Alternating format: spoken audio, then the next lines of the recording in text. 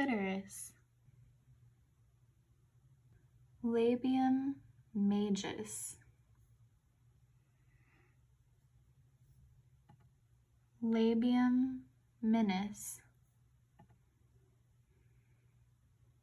Prepuce of clitoris. Vagina. Uterus. Fundus of uterus. Body of uterus. External os of uterus. Ovary. Uterine tube. Fimbriate of uterine tube. Areola. Nipple. Lactiferous ducts. Body of breast. The lactiferous ducts are the ducts that drain the lobes of the breast, which then dilate to form a lactiferous sinus, opening onto the nipple.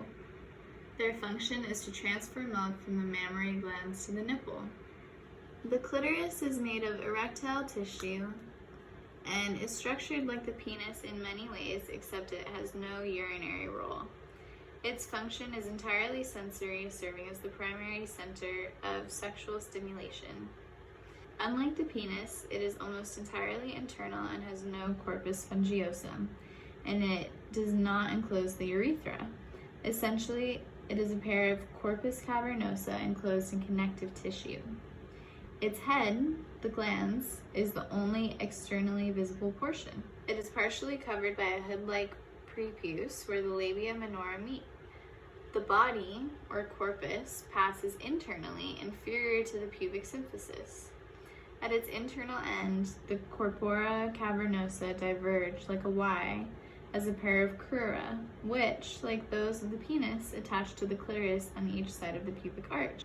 The erectile tissue of the clitoris engorges with blood during sexual response, and it has a dense network of sensory nerve endings.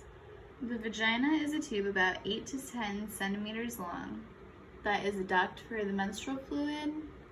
It's the lower portion of the birth canal and is the female organ of copulation. The vaginal wall is thin but very distensible. It consists of an outer adventitia, a middle muscularis, and an inner mucosa. The vagina tilts posteriorly between the urethra and rectum, and the urethra is bound to its anterior wall. The vagina has no glands, but it is lubricated by the seepage of serous fluids through its walls, and by mucus from the cervical glands above it. The vagina extends slightly beyond the cervix and forms blind-ended spaces called fornices, or fornix, singularly. The vaginal epithelium is simple cuboidal in childhood, but the estrogens of puberty transform it into a stratified squamous epithelium. This is an example of metaplasia, or the transformation of one type of tissue to another. The epithelial cells are rich in glycogen, and bacteria ferment this to lactic acid, which produces a low vaginal pH, which ranges from about 3.5 to 4. This inhibits the growth of pathogens in the vagina. This acidity is neutralized by the semen, so it doesn't harm the sperm. The mucosa also has antigen-presenting dendritic cells, which aid in immunity. The uterus is a pear-shaped organ with a narrow cavity. It has a thick muscular chamber that opens into the roof of the vagina and usually tilts forward over the urinary bladder. Its function is to harbor the fetus, nourish it, and expel the fetus at the end of its development. Its pear shape has a broad superior curvature called the fundus, a mid portion called the body, or corpus, and a cylindrical inferior end called the cervix.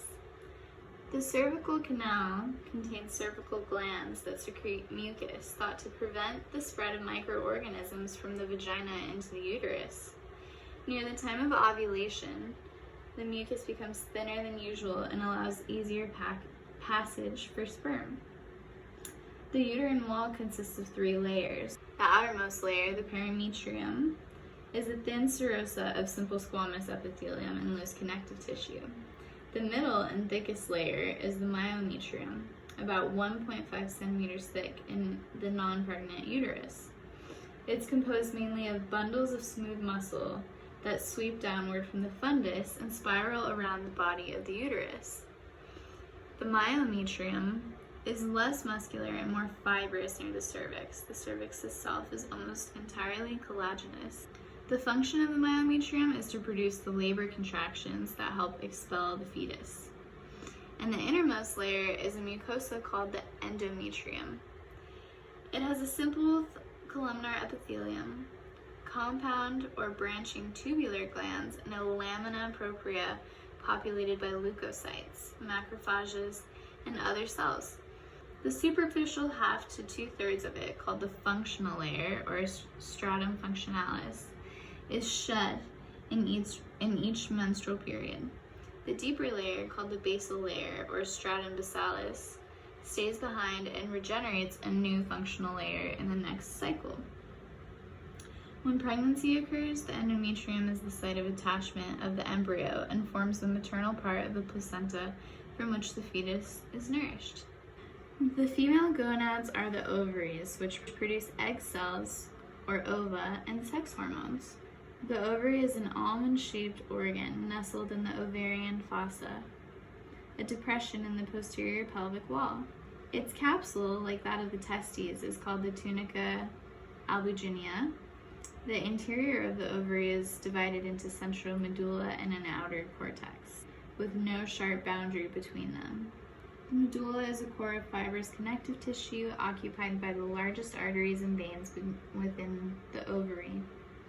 The cortex is the site of the ovarian follicles, each of which consists of one developing ovum surrounded by numerous small follicular cells.